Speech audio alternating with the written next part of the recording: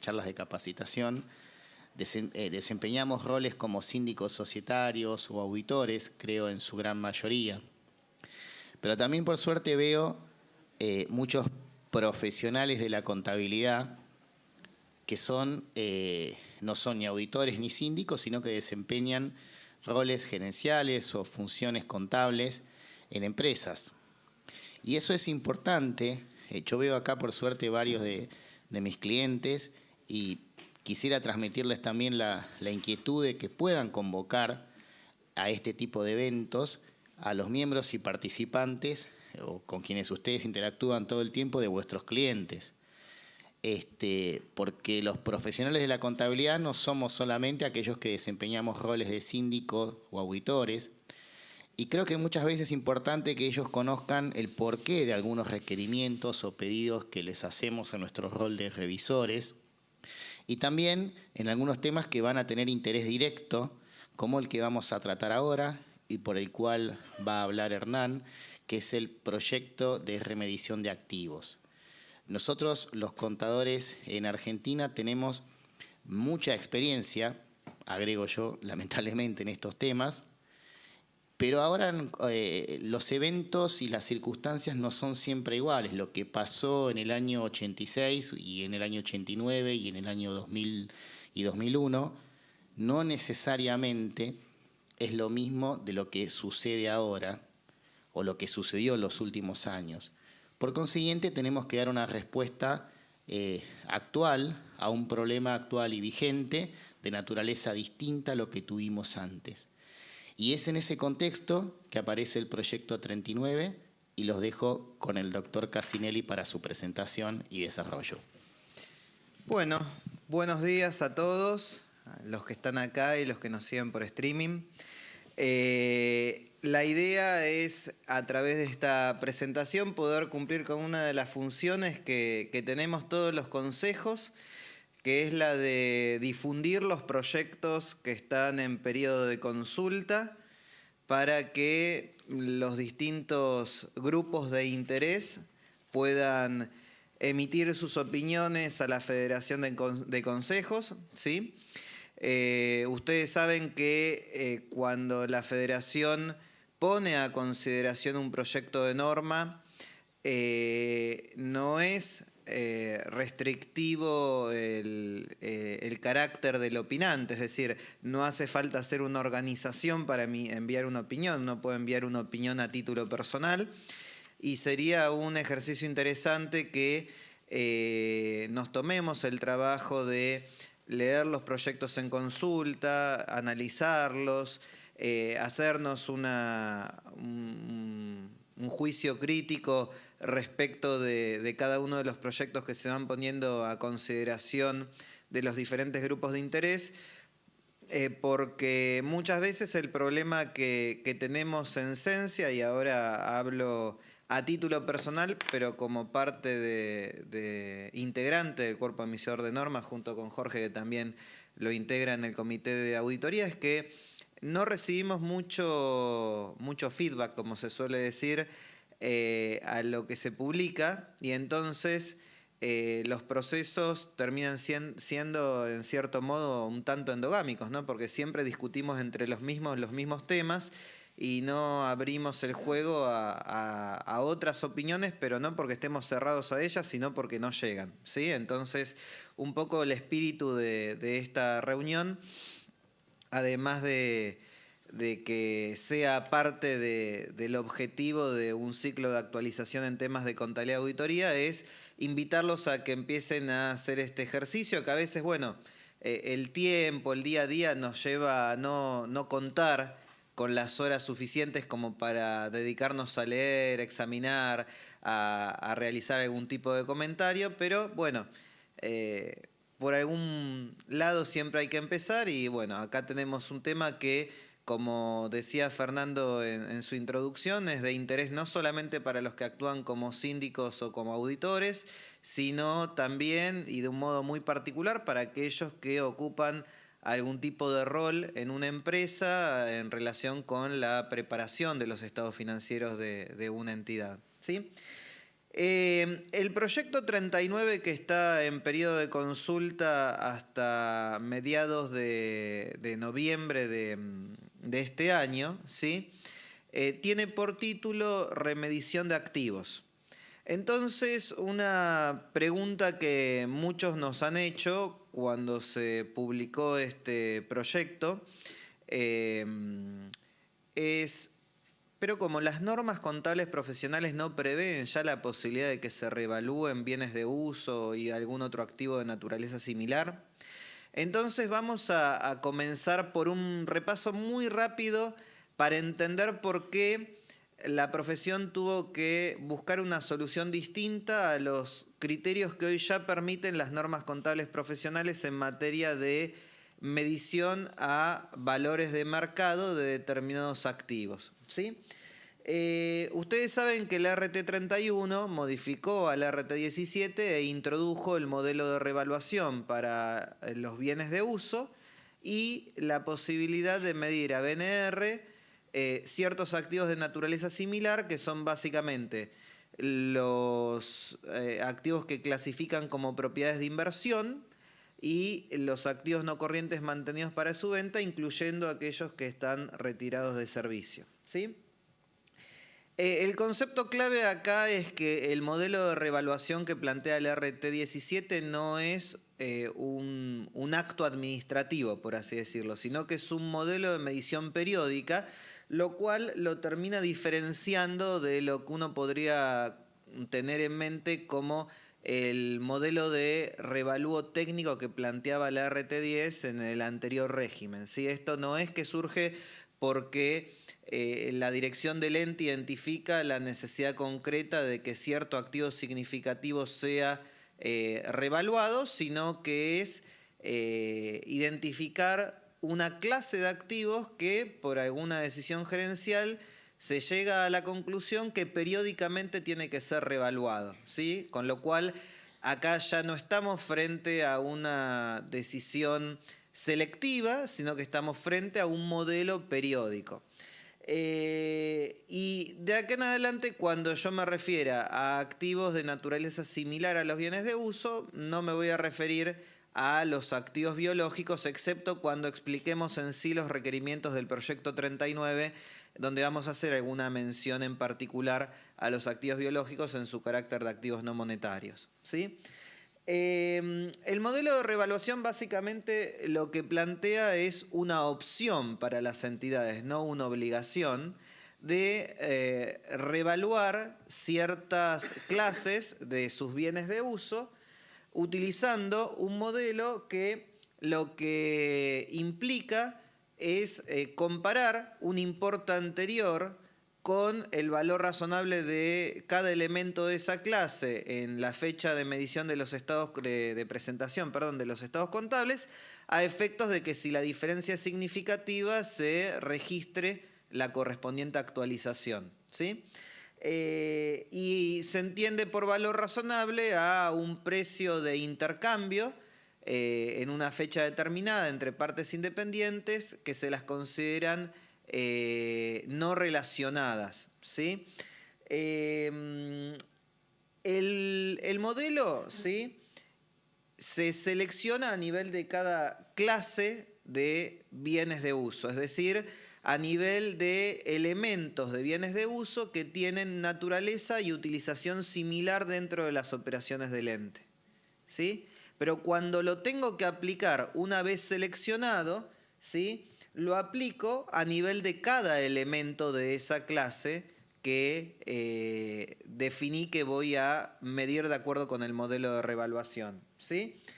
Y además la norma incorpora un criterio de aplicación simultánea del modelo. ¿Qué quiere decir? Que si en un periodo determinado, dentro de una clase que definí que voy a medir a modelo de revaluación, de los 5 elementos que esa clase contiene, identifico que uno es el que tiene una diferencia significativa entre el importe anterior y el valor de mercado, ese uno me arrastra a los otros 4 de esa clase, ¿sí? Tengo que reevaluar a todos simultáneamente para evitar la revaluación selectiva, ¿sí?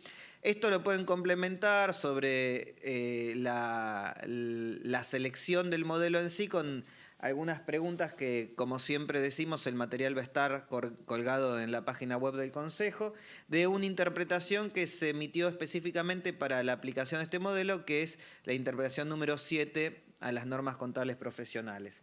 Y recordemos que la propia RT17, modificada por la 31, prevé que cuando existe incertidumbre alrededor de los importes revaluados, el ente o bien si tiene que tomar la decisión de seleccionar el modelo de revaluación, no puede seleccionarlo si existe esa incertidumbre, o bien tiene que interrumpir la revaluación cuando esa incertidumbre aparece en un momento posterior a aquel en el cual hace uso de esta opción. Repito siempre y recalco, es una opción para el ente quedarse con el criterio de costo menos depreciación o utilizar modelo de revaluación. Y esto también lo pueden complementar con algunas preguntas de la interpretación 7. El proceso de aplicación del modelo tiene un costo de cumplimiento porque todo lo que implique obtener estos importes que se van a utilizar como importe revaluado a la fecha de medición y que en un periodo posterior va a terminar convirtiéndose en el importe sobre cuya base voy a practicar las depreciaciones sucesivas, y que después de practicadas voy a volver a comparar contra un nuevo valor razonable en otra fecha, ¿sí? Implica tener todo un mecanismo de monitoreo gerencial porque difícilmente yo podría llegar a la conclusión de que una diferencia entre un importe anterior y un nuevo importe es o no es significativa si ese nuevo importe no lo mido, ¿no? Entonces tengo que medir el valor razonable en cada fecha de cierre de ejercicio, independientemente de que llegue a la conclusión, luego de tener los dos importes, de que amerita registrar ese importe o no. La norma prevé también que en cuanto a frecuencia se puedan utilizar intervalos periódicos, pero claro, eso es casi una expresión de deseo, porque en un contexto como el de Argentina es muy difícil que uno no encuentre la necesidad de que esa revaluación se practique todos los años para tener un nivel de seguridad razonable de que está dando cumplimiento a los criterios que establece la norma. Y como además todo este modelo implica tener un nivel de documentación apropiado, ¿sí? También hay un costo asociado con la documentación del modelo, ¿sí? Para medir ese valor razonable, la propia RT17 plantea una jerarquía. Recuérdenla esta jerarquía porque esta jerarquía hay que retenerla para la propuesta del modelo del proyecto 39 que luego vamos a comentar, que implica partir de la pregunta de si el elemento que tengo que revaluar tiene un mercado activo para su condición actual, ¿sí? Entendiendo como mercado activo aquel que tiene operaciones frecuentes que me permiten obtener un precio de mercado en condiciones regulares. Si la respuesta fuese que lo tiene, entonces el valor razonable se va a basar en ese precio. Si la respuesta fuese que no, lo que me tengo que preguntar es si ese bien tiene un mercado activo, pero no en las condiciones actuales, sino en condiciones nuevas, ¿sí? Si la respuesta fuese que sí, entonces el valor razonable se basará en el precio de ese bien en condiciones nuevas, pero deduciéndole las depreciaciones necesarias para llevarlo a la capacidad de servicio que el bien actualmente tiene. Y si el bien no tiene un mercado activo ni para su condición actual ni para su condición de nuevo, entonces tendré que recurrir a alguna técnica de valoración que podrá basarse o bien en un descuento de flujos de fondos, ¿sí? O bien en la obtención del costo de reposición y su corrección por las depreciaciones que permitan llevarlo a la capacidad de servicio que el activo presenta en su condición presente, ¿sí? La interpretación 7 da muchas más precisiones que esto, porque después cuando bajamos esto a la práctica nos encontramos con muchas preguntas que tratamos de responder en su momento por medio de la interpretación 7. Y como dijimos, las frecuencias de las revaluaciones tienen un principio detrás, que es que yo tengo que mantener actualizado los importes de aquellos elementos que formen parte de la clase que voy a medir a revaluación, de forma tal que la diferencia respecto del importe anterior contable no sea significativa. Con lo cual la frecuencia de revaluación va a tener que ser aquella que me permita lograr este principio general, ¿sí? Como había mencionado antes, la norma prevé que se definan intervalos superiores a un año, pone ejemplos de 3 o 5 años, pero eso está pensado para otras economías, no probablemente para la de Argentina o no probablemente para la de Argentina del año 2017. Y además me va a definir que la frecuencia tiene que ver con la utilización de juicios por parte de la dirección del ente, ¿sí? Importante para linkearlo con lo que decía Mónica al comienzo. Esto es una decisión gerencial, ¿sí? Con lo cual, si ustedes son auditores de la compañía, no podrían estar recomendándole a la empresa que utilice modelo de revaluación y mucho menos efectuándole los cálculos para incorporar los ajustes, ¿sí? Si quieren complementar un poco el tema de las frecuencias, ahí también tienen algunas preguntas dentro de la interpretación.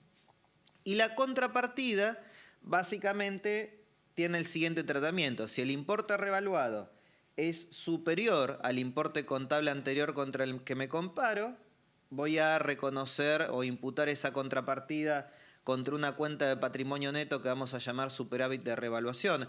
No en este caso reserva, porque en este caso no pasa por una decisión de la Asamblea, ¿sí? Sino que simplemente es un ajuste por un criterio de medición contable. Y si el importe revaluado fuera inferior al importe contable anterior contra el que me comparo, la contrapartida es un déficit por revaluación, pero que no es patrimonio, sino que es un gasto del periodo. Ahora bien, en el primero de los casos, si la entidad al incrementar, al debitar el valor del activo, tuviese que en periodos anteriores reconoció alguna pérdida en el estado de resultados, la contrapartida de ese débito primero tendría que recuperar por la ganancia del ejercicio las pérdidas de periodos anteriores, y si aún para alcanzar el importe incorporado en el debe me faltase algún valor, esa diferencia es la que tendré que acreditar como saldo de revaluación, ¿sí? Del mismo modo, si la entidad tuviera dentro del patrimonio saldos de revaluación todavía por revaluaciones efectuadas en periodos anteriores, antes de imputar las rebajas en el importe contable de esos activos a la cuenta de gasto por depreciación o de déficit por depreciación, lo que vamos a tener es que consumir el saldo de revaluación acumulado en el patrimonio hasta dejarlo en cero, ¿sí? Y ese superávit de revaluación, básicamente, la norma nos da distintas posibilidades de tratamiento, ¿sí? O bien que lo vaya consumiendo a medida que voy consumiendo el activo por medio de la depreciación, o bien que lo dé de baja solamente cuando el activo sea de baja, o bien que lo mantenga en el patrimonio eternamente. ¿Sí? Eso es una decisión de política contable y que implica una transferencia directa dentro del patrimonio, ¿sí? No implica una compensación con el gasto por depreciación del ejercicio. Si el gasto por depreciación se considera en un 100% calculado sobre el último importe revaluado, y todo eso va al resultado del ejercicio o integrará el costo de algún activo si forma parte de un bien productivo por el proceso de costeo. Las desafectaciones de los saldos por revaluación tienen que tratarse como la desafectación de una reserva del patrimonio, ¿sí? Del mismo modo, es una variación permutativa dentro del patrimonio. Y si quieren complementar respecto del tema uniformidad y esta política contable que el ente puede utilizar, preguntas 13 y 14 de la interpretación 7. Con lo cual, el procedimiento siempre implica dos pasos. El primero, obtener la anterior, ¿sí? Para lo cual primero tengo que depreciar el activo, y ese importe depreciado a la fecha de cierre de los estados contables es el que en el segundo paso comparo con el importe revaluado obtenido de acuerdo con lo que prevén las normas contables profesionales, ¿sí? La depreciación acumulada, a efectos de contabilizar el efecto del incremento del activo, puede tratarse alternativamente o bien por medio de una reexpresión proporcional o por medio del consumo del saldo contra el costo original. Esto no nos vamos a meter, es un tecnicismo que ya en alguna otra reunión lo hemos comentado. Y además tenemos que recordar que si las bases contables de los activos revaluados difieren de sus correspondientes bases fiscales, habrá que considerar el efecto del impuesto diferido asociado a ese método contable, independientemente de que el ente utilice la RT17 o la RT41, porque saben que en el ámbito de la Ciudad de Buenos Aires no se aplica la dispensa para los entes pequeños, es decir, los de la sección 2 de la RT41, para no aplicar el método del impuesto diferido. Con una nota al pie, si quieren. Recuerden que si soy un ente de la RT41, el método del impuesto diferido que aplico es el descripto en la RT41, que tiene algún tipo de excepción adicional respecto del que plantea la RT17 en relación con los terrenos agropecuarios y la hacienda ganadera, ¿sí? Y además la RT31 reconoce dos rubros que ya la verdad me da vergüenza decir que son nuevos, pero todavía siguen siendo nuevos hace varios años, que es por un lado el rubro propiedades de inversión, que son aquellas propiedades o construcciones que el ente conserva con el objetivo de alquilarlas a un tercero o con el objetivo de obtener rentas por su apreciación o para ambas cosas, ¿sí? Y cuya clasificación no tiene que ver con la actividad del ente, ¿sí? Es decir, si yo tengo una propiedad destinada a alquiler y soy un ente inmobiliario, es propiedad de inversión. Y yo tengo una propiedad de inversión destinada a alquiler y soy un ente que me dedico a remachar bulones, también es propiedad de inversión. No importa la actividad del ente, sino que importa la forma en la que el ente rentabiliza el activo, ¿sí? Y luego también se definió, ya no como un rubro independiente, pero sí un rubro que tiene criterios de medición distintos, ¿sí? El rubro de los activos no corrientes mantenidos para su venta, incluyendo aquellos que se retiraron del servicio.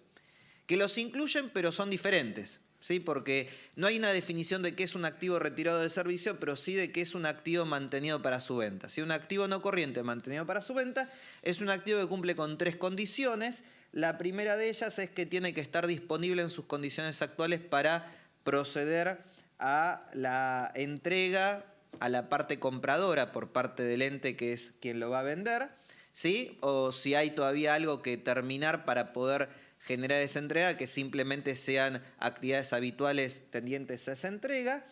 La venta tiene que ser, la concreción de la venta tiene que ser altamente probable y además tiene que esperarse que la venta se produzca dentro del año desde la fecha de la clasificación, ¿sí?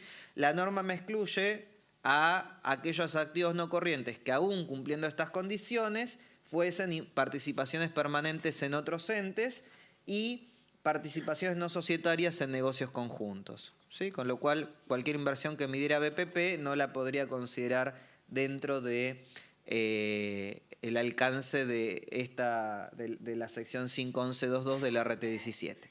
¿Y cuál es la particularidad que tienen tanto los activos que son propiedad de inversión como los no corrientes mantenidos para su venta, incluyendo a los retirados del servicio? Que la RT17 da 2 criterios de contabilización alternativos. Por un lado, medirlos al costo menos depreciación, ¿sí? O bien utilizar el modelo de valor neto de realización. Determinando el valor neto de realización de acuerdo con las pautas que establece la sección 4 de la RT17, ¿sí?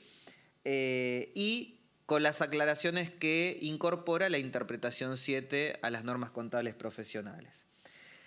En este esquema, la norma, si el ente elige utilizar el modelo de BNR para cualquiera de estos dos tipos de activos, para las propiedades de inversión o para los activos no corrientes mantenidos para su venta, define que si el BNR es inferior al importe contable anterior, entonces en ese caso siempre voy a reconocer una pérdida.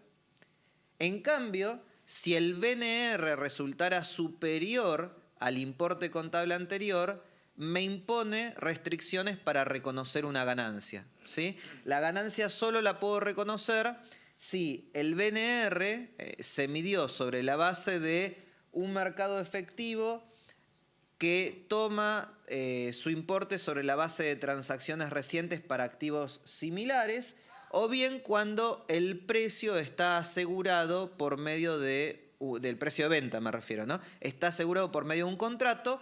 En la interpretación 7 se aclaró que este segundo criterio solo da aplicación para los activos no corrientes mantenidos para su venta. Con lo cual, el hecho de que se base en un mercado efectivo donde haya existido transacciones recientes para activos similares aplicaría para las propiedades de inversión, el segundo criterio para los activos no corrientes mantenidos para su venta.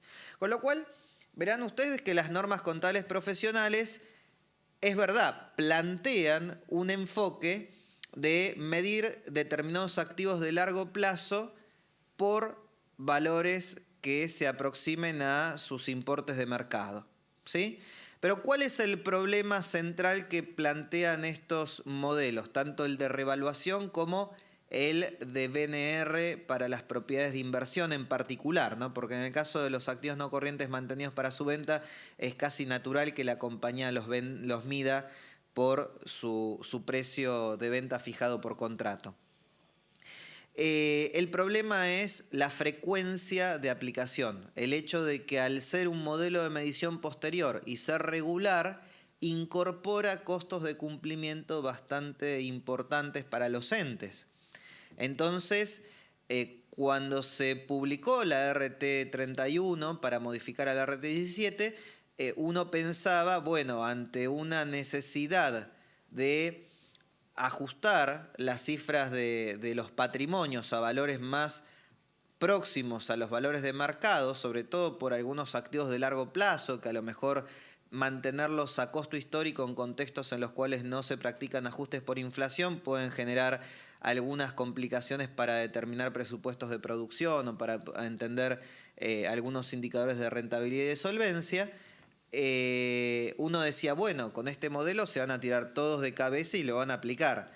Empíricamente no hay ningún elemento que nos permita afirmar de que hay una mayoría de entes aplicando este modelo, y por una sensación, ¿sí?, de colegas, en realidad lo que nos resulta más parecido a lo que pasa en la realidad es que ocurre lo contrario, es que la mayoría de los entes no se volcaron hacia ese modelo, básicamente por dos cuestiones.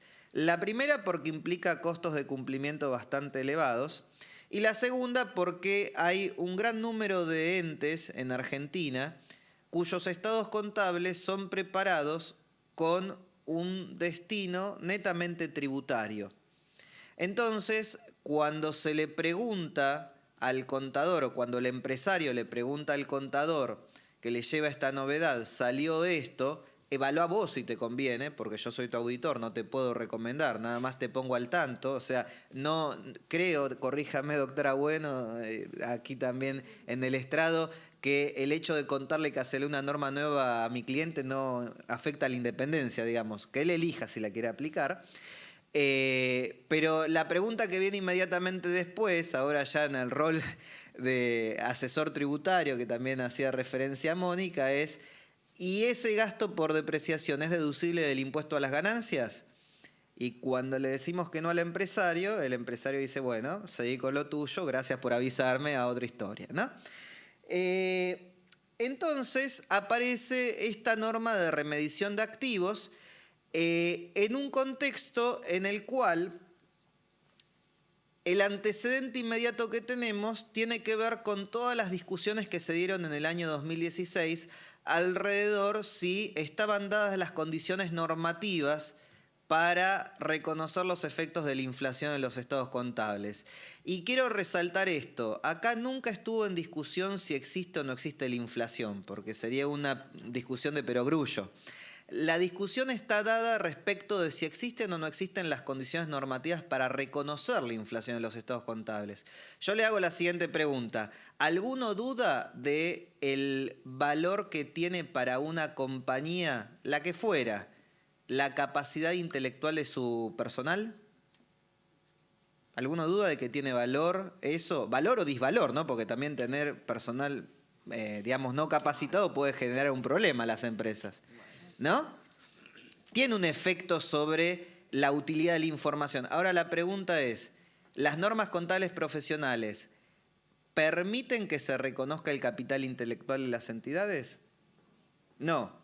Con lo cual hay una diferencia entre lo que la realidad nos enseña y lo que la contabilidad permite reconocer, ¿sí? Son dos cuestiones distintas. El hecho de que no estén los estados contables no es negar de que existe, ¿sí? Del mismo modo, para reconocer la inflación, ¿sí? Se tienen que cumplir ciertas pautas que actualmente están alineadas con lo que a nivel global es el consenso de cuándo amerita reconocerse esa inflación, ¿sí? Las pautas que están en las normas contables argentinas actualmente vigentes no las inventamos nosotros, sino que parten de un consenso global y saben que hoy en día, que la globalización alguno dijo que se usa para explicar cualquier cosa que ocurre sobre la Tierra, también se tiene que utilizar para entender los cambios que existen en la contabilidad.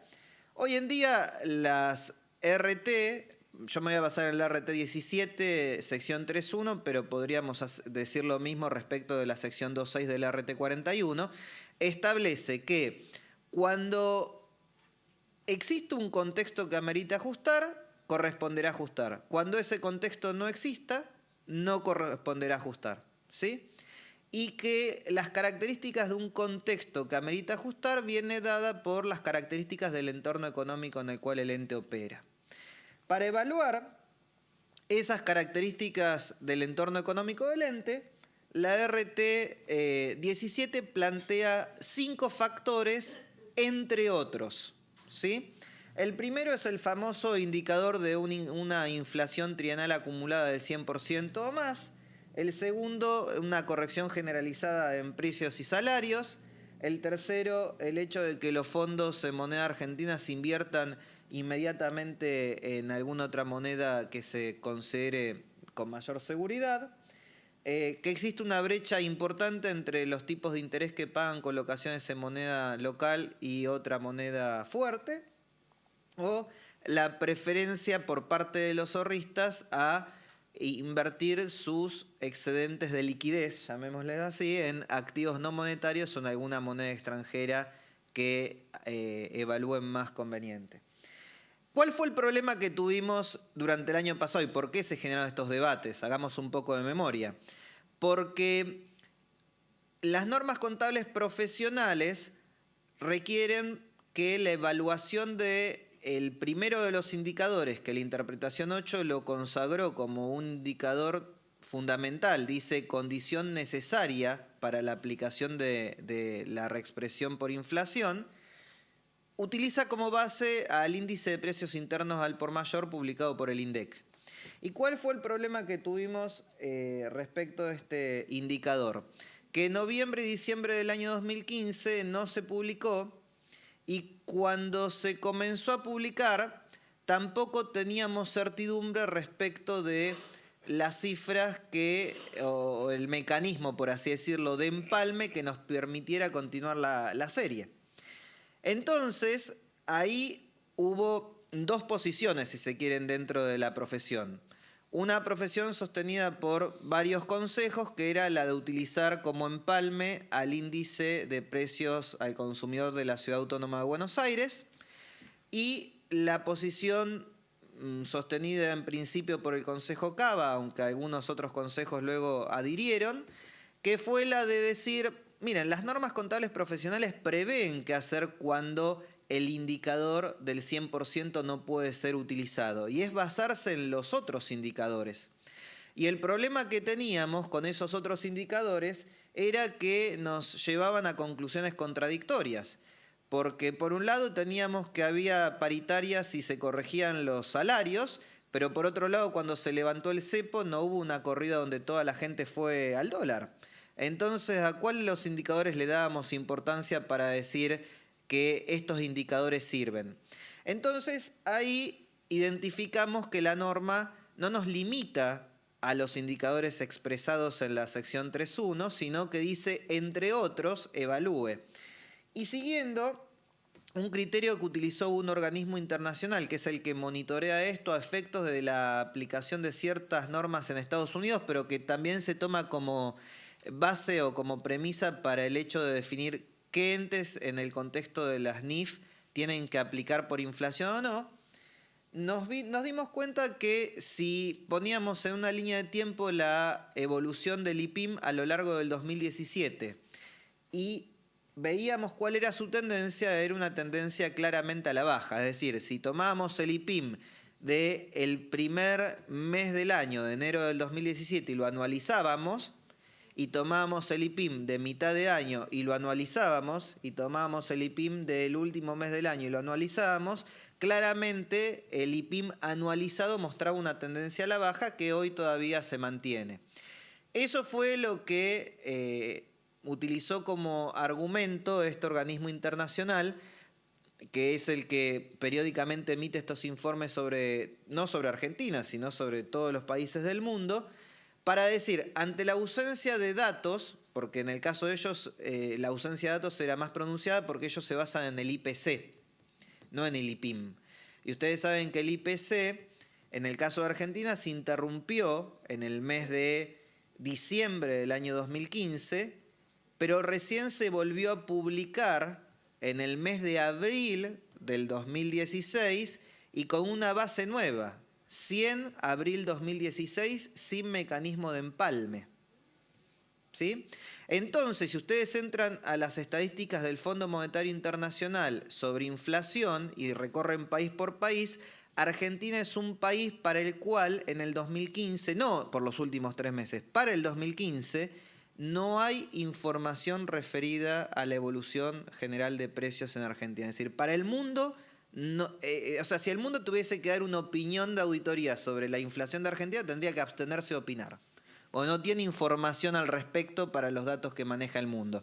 Este organismo que se basa en datos uniformes, porque como tiene que dar una evaluación para todos los países del mundo, tiene que utilizar un índice que todos los países publiquen, que es el IPC, dice, como Argentina no tiene IPC para el trienio que tengo que evaluar, tengo que basarme en otro indicador y se basó en la tendencia de la curva de los precios en Argentina. Y en base a eso dijo, cualitativamente no están dadas las condiciones para que se practiquen ajustes por inflación. ¿Sí? No dijo no hay inflación en Argentina. Dijo, no están dadas las condiciones normativas para que se practique el ajuste. En realidad lo dijo de otra forma. Dijo, acepto el hecho de que en Argentina no se practiquen ajustes. ¿No? Eso fue lo que realizó, lo que estableció.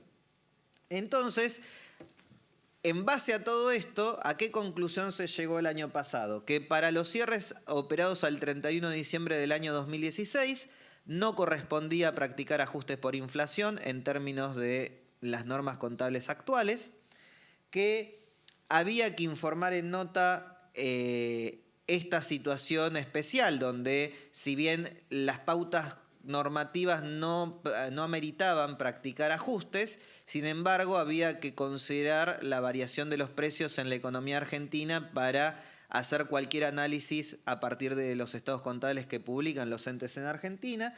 Acá en el Consejo publicamos una colaboración técnica junto con Martín Kerner, donde proponíamos algún modelo de nota para incorporar a los estados contables y donde además no había nada en particular que se concluyera que hubiera que informar en el informe de auditoría, porque muchos preguntaban, ¿y el hecho de poner esa nota merita algún párrafo de énfasis en el informe de auditoría? La conclusión a la que se llegó es que no necesariamente, ¿sí? Que no es que eso nos obligaba a incorporar ese párrafo de énfasis. Bueno, pero por un lado tenemos el hecho de que las condiciones normativas no estarían dadas para reconocer los efectos de la inflación. Eso no quiere decir de que uno se cierre a la realidad y que diga, aún en contextos donde no se ajusta por inflación, el hecho de que el stock de inflación acumulado no esté reconocido genera efectos en ciertos activos que se miden a costo histórico, sobre todo los que tienen más larga data dentro del patrimonio del ente, y nosotros pensamos en ese momento, en particular desde el Consejo de Cava, en un informe que publicamos el 22 de agosto del año pasado, que había que buscar una solución entre no hacer nada y hacer lo que las condiciones normativas no permitían. Y lo que proponíamos era practicar una revaluación por única vez, ¿sí? Eso era básicamente nuestra propuesta. Si alguno está interesado en leer ese informe, que todavía está dentro de la página web, ustedes van a la página web del Consejo, dentro de noticias anteriores, buscan el año 2016 y dentro del año 2016 buscan el 22 de agosto y ahí tienen el documento de, no me acuerdo, son 15, 17 páginas, donde está expuesto todo este tema con mayor nivel de detalle, ¿sí? Entonces llegamos al mes de septiembre del año 2017. ¿Qué ocurre en el mes de septiembre del año 2017? El Poder Ejecutivo Nacional envía a la Cámara de Diputados, entiendo, de senadores. ¿Por dónde entró? ¿Por diputados o por senadores? ¿Sabes? No recuerdo. Bueno, al Congreso de la Nación envía un proyecto de revalúo tributario y contable, ¿sí? Este proyecto tiene 3 títulos, ¿sí? Este proyecto de ley tiene 3 títulos. El primer título se refiere al revalúo tributario, que no lo voy a explicar. A diputados entró, gracias. Entró por diputados, ¿sí? No voy a explicar el proyecto en detalle. Entiendo que en la reunión de actualidad tributaria ayer algo se mencionó sobre el proyecto y además entiendo que hay algún tipo de reunión científica y técnica que se está planificando realizar para poder darle mayor difusión y poder tener distintas miradas, porque realmente el proyecto amerita analizarlo desde distintas aristas, ¿no? La arista tributaria, pero también la arista financiera, la arista contable, ¿sí? Y alguna otra. Básicamente, ¿qué es lo que establece este proyecto? Establece que se revalúe para propósitos fiscales, ¿sí? Para propósitos fiscales, por única vez, determinados activos, ¿sí? La realización de este revalúo tributario es de carácter opcional, no es que la ley obliga a los entes a practicar el revalúo a efectos de calcular el impuesto a las ganancias. Se aplica a determinados activos específicos que están mencionados en el artículo 2 del proyecto de ley, que se los leo rápidamente: a los inmuebles que no poseen carácter de bienes de cambio, a los inmuebles que poseen carácter de bienes de cambio. Ustedes dirán, ¿para qué diferencia si van los dos? Básicamente porque los mecanismos de revalúo son distintos para uno y para otro, ¿no? Y también la alícuota que hay que pagar para algo que después les voy a contar, que no es gratis esto. Los bienes muebles amortizables, incluida la hacienda con fines de reproducción, o sea que hay una discriminación para el que no reproduce acá, quedando comprendidos los automóviles solo cuando la explotación constituya el objeto principal de la actividad, con lo cual si yo soy tengo una flota de taxis, lo podré revaluar. Si tengo el auto del directorio de una empresa que se dedica a la actividad siderúrgica, no, ¿sí? Acciones, cuotas y participaciones sociales emitidas por sociedades constituidas en el país, ¿sí? Minas, canteras, bosques y bienes análogos, habrá que ver qué se entiende por bienes análogos, ¿sí? Bienes intangibles, incluidos los derechos de concesión y similares, quiero verlos, tratando de obtener la cotización o el precio de mercado de un activo intangible por concesión, ¿sí? Y otros bienes no comprendidos en los incisos anteriores que después sean incorporados por la reglamentación, con lo cual, por vía reglamentaria se deja abierta la puerta para que se incorporen algunos otros bienes. Y además, y esto es importante resaltarlo porque una pregunta que ha llegado al Consejo de forma reiterada, es si es un requisito que aquellos entes que confeccionan estados contables a efectos de determinar el impuesto a las ganancias, para poder optar por el revalúo tributario, tengan que optar por el revalúo contable. La respuesta es no. La ley no obliga a que yo tenga un revalúo contable para revaluar en términos tributarios. Eso obviamente va a tener una consecuencia en los impuestos diferidos, porque si los saldos a deducir van a ser más grandes que los importes contabilizados, voy a tener un activo por impuesto diferido a reconocer, ¿sí? Pero una cosa es la consecuencia contable de no revaluar contablemente y solo tributariamente, y otra cosa es el hecho de que para revaluar tributariamente tenga algún tipo de obligación de contabilizar un revalúo contable. No existe esa obligación, ¿sí? De hecho, aclaro, el revalúo tributario no es aplicable solo a aquellos sujetos que elaboran estados contables para liquidar el impuesto a las ganancias, sino para cualquier sujeto que liquide impuesto a las ganancias, ¿sí? Ahora, el título 2 de esta ley se refiere al revalúo contable de una forma bastante escueta, ¿sí? Porque lo único que prevé la ley es que se contemple una opción de que los entes que así lo elijan contabilicen un revalúo contable por única vez en el mismo periodo en el cual contabilizan el revalúo tributario. Si quieren, pueden contabilizar un revalúo contable, pero no es contabilizar el revalúo tributario en los estados contables. Aclaro, una cosa es el revalúo contable, otra cosa es el revalúo tributario. Son dos cosas distintas. Dice, durante el mismo periodo en que usted puede ejercer la opción de contabilizar el revalúo tributario, puede además revaluar contablemente determinados activos y contabilizar ese revalúo.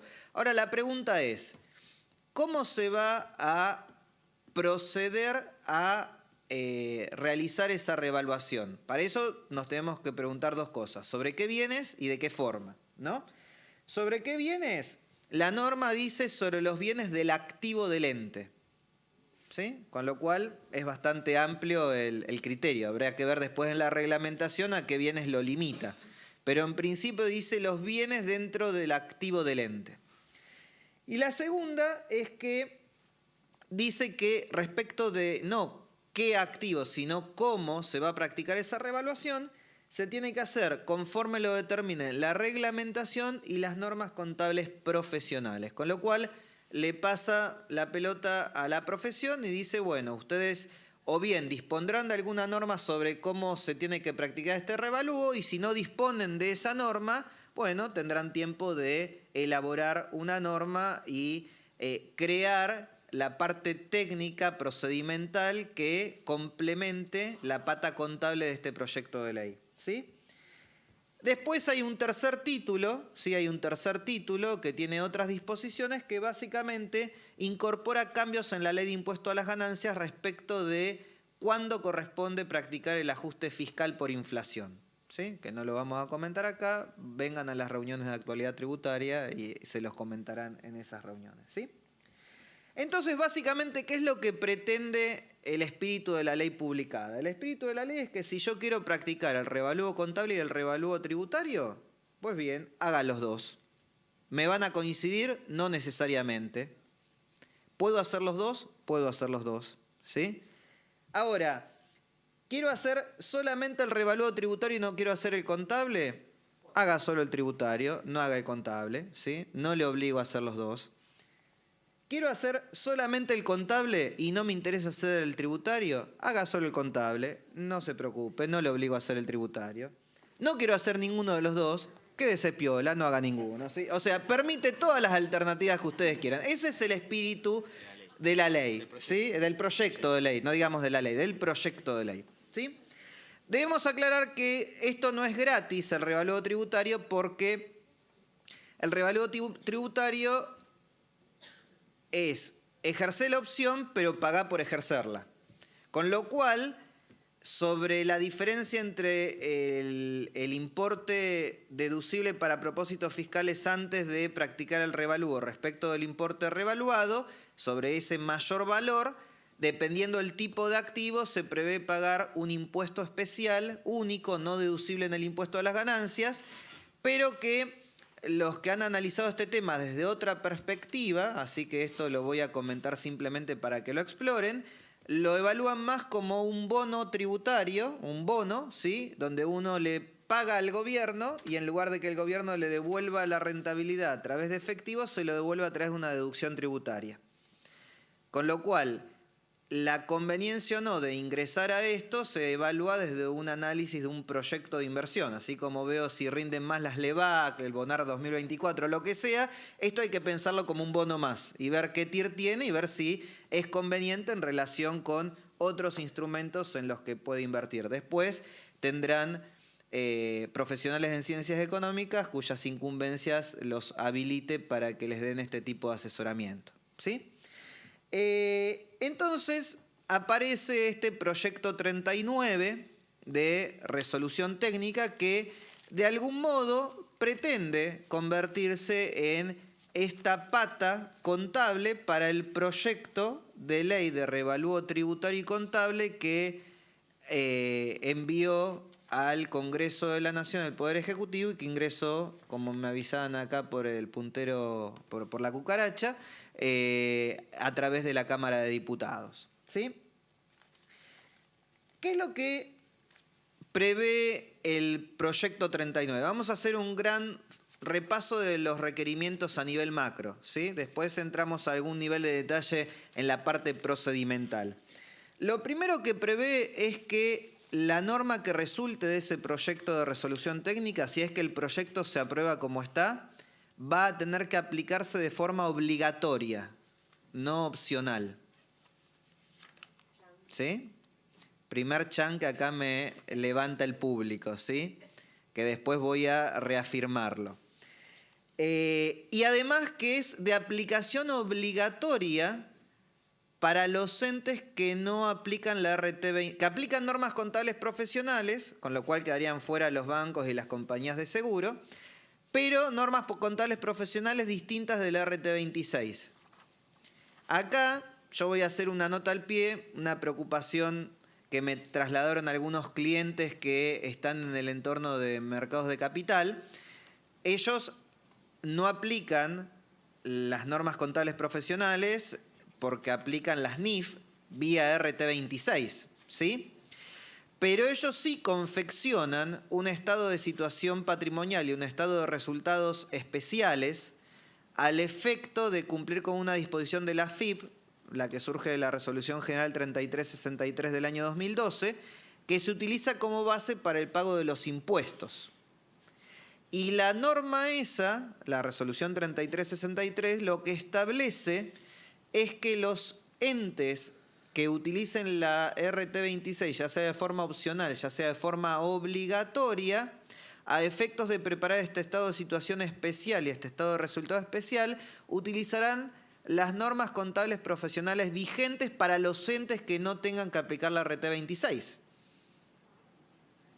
Con lo cual, de la lectura de esa resolución parecería que a efectos de dar cumplimiento a la resolución general de la AFIP, tendría que reevaluar o aplicar la RT o lo que surja de este proyecto 39 solamente en esta información intermedia que no tiene más efecto que servir como base para conciliar hacia el resultado contable, hacia el resultado fiscal, ¿sí? Y hacia el activo fiscal en materia de mínima presunta y al patrimonio que se computa a efecto de bienes personales responsables sustituto, ¿sí? Segundo punto, la norma implica resolver dos pasos, o el proyecto de norma. El proyecto de norma implica resolver dos pasos. Primero, llegar a los estados contables a los que el ente habría llegado al cierre de ejercicio si esta norma no existiera, y luego obtener los importes remedidos de determinados activos y contabilizar la diferencia dentro de los estados financieros, ¿sí? El tercer paso, o la tercera consideración, más que tercer paso, es tener en cuenta que la ley acá es taxativa, ¿sí? Me dice a qué activos se aplica, aunque me deje ese waiver de cualquiera no contemplado que después se incluya vía reglamentaria. el proyecto de RT plantea que tiene que aplicarse a todos los activos no monetarios del ente, excepto la llave de negocios. El único activo no monetario que me deja fuera del alcance es la llave de negocios, ¿sí? Imagino que todos estaban preocupados por la llave. No, la llave no va, ¿sí? No hay que reevaluarla. Bien.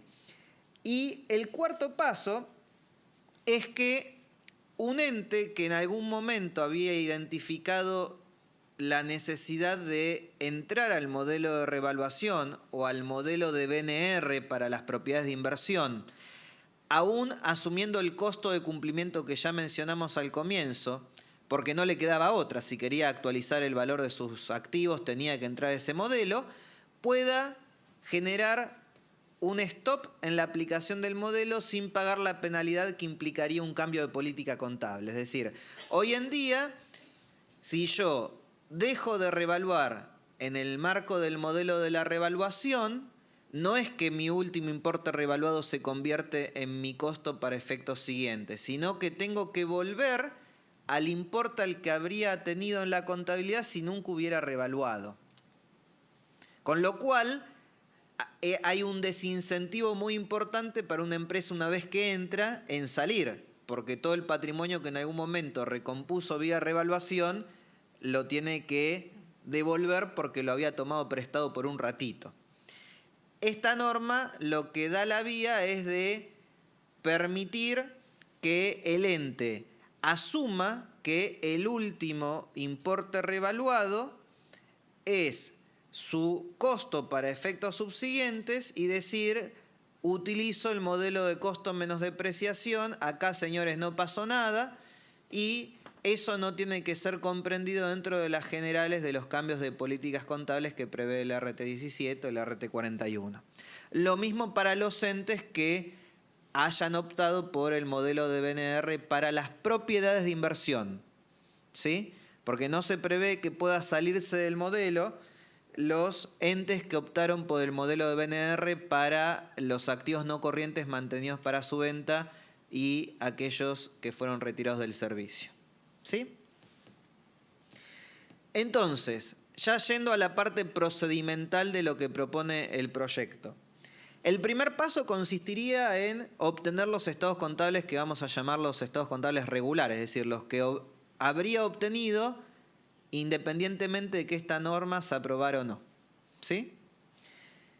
Y el segundo paso consistiría en determinar los importes de acuerdo con los procedimientos que prevé la norma, ¿sí? Que después veremos cuáles son, o el proyecto de norma, ¿sí? Y contabilizar ese ajuste. ¿Cuáles son los activos alcanzados? Todos los no monetarios, excepto la llave. Con lo cual vamos a tener a los bienes de cambio, ¿sí? Con lo cual, si alguien viene diciendo que los bienes de cambio están al costo histórico porque no es significativa la diferencia entre el costo de reposición y el costo histórico o cosas por el estilo, háganse la idea de que van a tenerlo en el estado de ejercicio y si en la remedición ponen en evidencia una diferencia significativa, anduvieron diciendo cosas que no eran tan ajustadas a la realidad, ¿sí? Segunda cuestión, también me comprende a los bienes de uso, ¿sí? Esta categoría creo que hubiera sido la natural que esté. Y comprende las propiedades de inversión, que también era una que parecería natural que esté. También comprende a los activos no corrientes mantenidos para su venta y aquellos retirados del servicio. Comprende a las inversiones transitorias sobre las que se ejerza control conjunto o influencia, porque básicamente si el ente sobre el que yo ejerzo control tiene que adecuar sus cifras a las normas contables vigentes, va a tener que aplicar el mismo procedimiento, es decir, va a tener que preparar sus estados contables base, va a tener que aplicar el modelo de remedición de esta norma de excepción y luego sobre esa base aplicaré el método de la participación con los ajustes que correspondan. Acá el problema práctico que se genera es que nosotros sabemos que al aplicar el modelo el método de la participación o el del valor patrimonial proporcional, no lo aplicamos directamente sobre los estados contables del ente participado, sino que es sobre ese estado contable más o menos los ajustes que surgieron en la fecha de la compra. Con lo cual no me queda claro de la lectura del procedimiento cómo incorporo los ajustes procedentes del momento de la compra en toda esta historia. ¿Sí? Porque voy a tener que comparar qué cosa contra contra los importes remedidos a efectos de aplicar el modelo. El reporte de consolidación, si se quiere, o de BPP, que es el estado contable más o menos esos ajustes procedentes de la fecha de compra, o los estados contables del ente, y entonces, de ser así, ¿qué hago con el componente del BPP vinculado con los ajustes procedentes de la fecha de compra? Lo único que me aclara la norma es que la llave la trata como una partida independiente a la cual no tiene que tocar. Con lo cual, seguimos estando tranquilos, con la llave no, ¿sí? Y finalmente, aquellas inversiones para las que hay influencia pasiva, ¿sí? Aquellas que son tenencias en acciones, en títulos públicos, ¿sí? Acciones que no me dan ni control conjunto, ni influencia significativa, también quedan comprendidas dentro de las generales de esta norma, o de este proyecto de norma, del mismo modo que los activos biológicos, para que si Alcira nos está mirando por streaming no se enoje porque olvido a sus hijitos, ¿sí? Entonces vayamos a algunas cuestiones en concreto, ¿sí? ¿Qué pasa con un ente que venía aplicando el modelo de revaluación para bienes de uso o el modelo de BNR para propiedades de inversión? Bueno, tiene la opción de interrumpir hacia adelante el modelo sin costo de reexpresión retroactiva e incluso generando un desvío a la norma, porque ustedes saben que cuando yo opto por el modelo BNR, en principio la norma presume de que es muy difícil poder argumentar que volver al modelo de costo genere información más relevante que el que obtendría con el modelo de BNR. Ustedes saben que cuando las normas contables me plantean alternativas, no es que yo puedo estar todo el tiempo jugando en decir hoy elijo esta, mañana elijo la otra, mañana me vuelvo a la anterior, sino que una vez que elijo una, yo puedo cambiar a otra solamente si demuestro que la información que produzco con la nueva alternativa es más relevante a efectos de cumplir el objetivo de los estados contables que la alternativa que había utilizado a priori. Con lo cual es cambie y explique, no es cambie y cállese la boca. En ese contexto, pasar tanto de modelo de revaluación o de modelo de BNR a costo menos depreciación o volver a ese modelo, se presume que es muy difícil que yo pueda encontrar argumentos para decir que la información es más relevante. Acá ese punto se deja de lado porque se aclara que no se considera un cambio de política contable en los términos de las secciones correspondientes del RT 17, aunque también debería invocar a las secciones correspondientes del RT 41, porque esto no está vedado para los entes del RT 41, ¿no? Por otro lado, los nuevos importes se van a determinar utilizando un procedimiento que se lo denomina procedimiento preferible, que es utilizar procedimientos que sean consistentes con los que ya prevén las normas contables profesionales. Por eso les dije retengan esa jerarquía de medición de valor razonable, porque ese es el procedimiento preferible, pero también me da un procedimiento alternativo, bastante parecido a lo que sería el proceso de ajuste de los saldos no monetarios en el proceso del RT6, donde yo tengo que identificar la fecha de anticuación de un activo y reexpresarlo por un índice que esta federación informará. No sé cuál es el índice todavía, ni tampoco se indica que el índice lo vaya a producir la federación. Dice que la federación se va a limitar a informarlo, con lo cual la federación podrá informarlo y producirlo o solo informarlo y decir tómelo de tal base de datos que yo no tengo nada que ver con ella. ¿Sí? Y algo que no queda claro de la lectura del proyecto es qué ocurre con aquellos activos no monetarios que ya están contabilizados a la fecha de cierre sobre la base de un valor de mercado o un valor corriente. Porque, por ejemplo, si uno va a la parte donde se explica de manera resumida el procedimiento, dice que el ente deberá determinar el valor razonable de todos los activos no monetarios y utilizarlo para compararse con el importe contable del estado contable de ejercicio, por así llamarlo.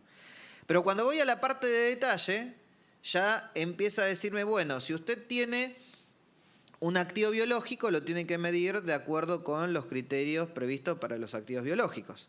Y el activo biológico no prevé medirlo a valor razonable, sino que prevé medirlo a valor neto de realización, que es algo así como el valor razonable neto de los gastos de venta. En el contexto de las normas argentinas, NIF es otro el sentido. Con lo cual, uno se podría preguntar a cuál de los dos criterios le tengo que dar prioridad. Al párrafo tanto del proyecto de norma que me dice tengo que compararme con el valor razonable, o al párrafo que se refiere a los activos biológicos que me dice vaya al RT22. O sea, hay inconsistencia dentro de la propia norma o del proyecto de norma. Y por otro lado, el procedimiento alternativo no hay que brindar ningún tipo de justificación para aplicarlo.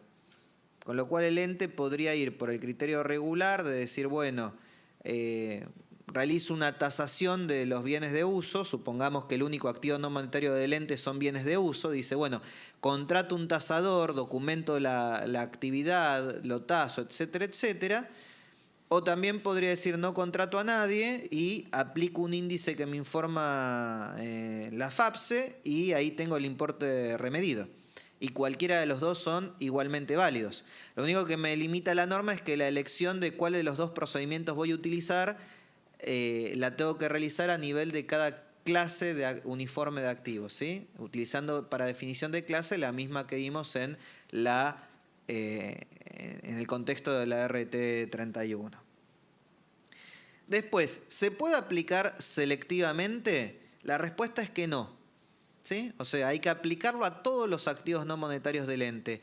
La única excepción a la posibilidad de aplicarlo se prevé por la aplicación del criterio de significación. Es decir, si llego a la conclusión de que un activo en el contexto de los estados contables, remedido o no remedido, no cambia las evaluaciones del usuario, podría no remedir, pero por la aplicación de un criterio transversal en la preparación de los estados contables, que es el principio de significación. ¿Sí? Y por otro lado, ¿se tienen que determinar los impuestos diferidos que se ponga en evidencia como consecuencia de la aplicación de este método? La respuesta es sí, y acá una aclaración, en todos los casos.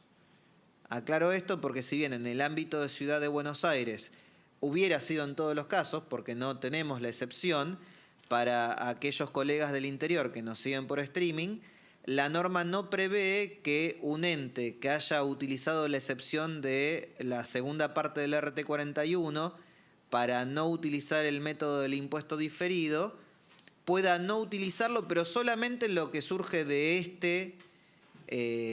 este procedimiento. Con lo cual nos va a quedar una ensalada bastante interesante para entender a futuro cuando el ente va a tener que administrar los impuestos diferidos a futuro que surgen de la aplicación de esta norma, pero no reconozca los impuestos diferidos por nuevas partidas, ni tampoco la información base contra la que se compara, es decir, la que se obtiene en el paso 1 del método, aplicó el método del impuesto diferido. Con lo cual es una gran ensalada. Por otro lado, la norma dice que en ningún caso el valor de los activos puede superar su importe recuperable, cosa que es válido, pero el tema es que acá yo no es que me voy a tener que basar en indicios para evaluar el valor recuperable, sino que el hecho de aplicar esto implica que yo evalúe el valor recuperable. Y acá aparece un tema que no está específicamente tratado en la norma, pero como al no estar tratado en la norma, yo debería remitirme a las normas generales de medición de el importe recuperable, no de la oportunidad, no de cuándo corresponde hacerlo, sino de cómo corresponde hacerlo, uno debe recordar de que el importe recuperable se calcula cuando es posible a nivel de cada elemento, pero cuando ello no es posible a nivel de cada actividad generadora de efectivo, que es en la mayoría de los casos.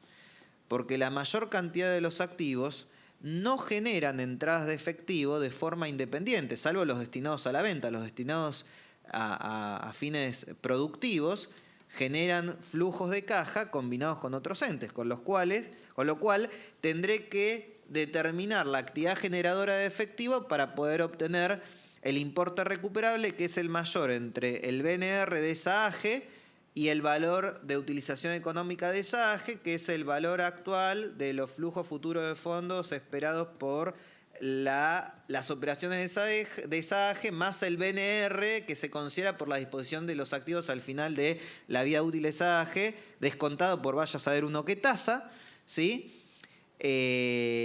Incluyendo esto para los entes pequeños. No hay dispensa para el ente pequeño tampoco. Y por otro lado, uno dice, esto para que pueda compararse tendré que aplicarlo no para este año, sino desde el inicio del año comparativo para tener una columna comparativa. Acá la realidad es que no, la información comparativa no se reexpresa, es como cuando uno aplica por primera vez el modelo de revaluación en el contexto del RT17, solamente lo aplica para el año corriente, pero está obligado a incorporar una nota a los estados contables donde informe los efectos que hay sobre la comparabilidad, y el modelo de nota a presentar está en un anexo al proyecto 39. ¿Sí? En el anexo 2 del proyecto está ese modelo de nota. ¿Sí? Entonces acá tenemos algunos ejemplitos numéricos muy básicos de lo que podría pasar con esquemas de activos muy simples. Y supongamos un ente que tiene 1000 de activos monetarios, y de activos no monetarios tiene solamente bienes de cambio, bienes de uso. Tiene un pasivo por impuesto diferido, que es la diferencia entre la base contable y la base fiscal de los bienes de cambio, que están medidos a costo de reposición, y de acuerdo con la base fiscal, es 4.800. Entonces 200 por el 35% me da 70 de impuesto diferido. Tiene un capital de 12.000 porque es de esas sociedades que venían de aquella época en que se constituían a 12.000 por 12.000 las sociedades. Hoy creo que no nos alcanza ni para una SAS con eso, ¿no? Y tiene un poco más de casi 19.000 pesos de resultados no asignados.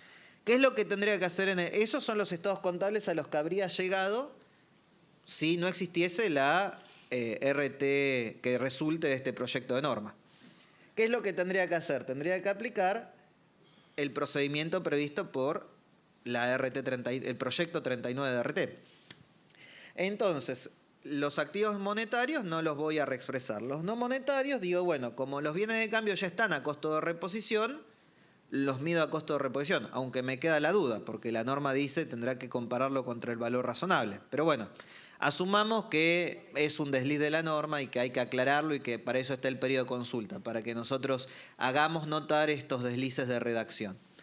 Y que dejamos los 5.000 del costo de reposición de los bienes de cambio. Pero de acuerdo con los criterios, la jerarquía que habíamos visto antes para medir los bienes de uso del ente, mido los bienes de uso siguiendo esa jerarquía y el nuevo valor aplicando los criterios previstos por las normas contables profesionales, porque fui por los criterios, el criterio preferible por las normas, ¿sí? Me da 175.000, con lo cual tengo que reconocer un ajuste de 150.000. Ahora, el tema es que no es que estos 150.000 van a ir directamente a patrimonio, porque el 35% de esos 150.000 van a acrecentar el pasivo por impuesto diferido, que antes estaba en 70 y ahora está en 52.570. Porque 52.500 es el 35% de 150.000. ¿Sí? Entonces, el neto entre los 150.000 y los 97.500 y los 52.500, son los 97.500 que van a ir a este saldo especial de patrimonio por aplicación de la RT que resulte del proyecto 39,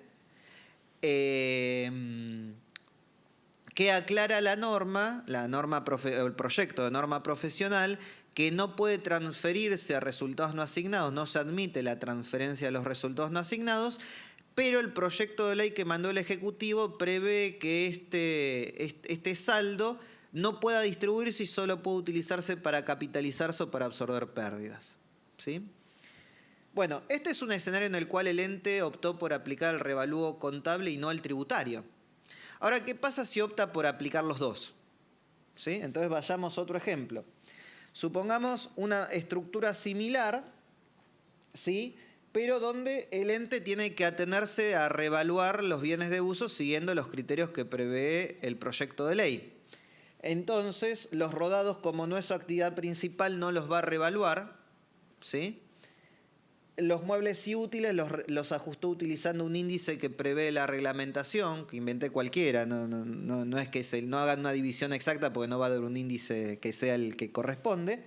Los números son solamente ejemplificadores, no pretenden ser exactos. Y los inmuebles están valuados según tasación, que es el único dato que a lo mejor me puede servir para repetirlo contablemente. Con lo cual llega un valor de un activo tributario, porque además la depreciación de este activo para propósitos fiscales está desenganchada de la depreciación del activo base que le dio origen. Es decir, yo utilizo la vida restante del activo si la vida restante del activo es más de 5 años, pero si es menos de 5 años no puedo mandar al gasto en menos de 5 años ese valor.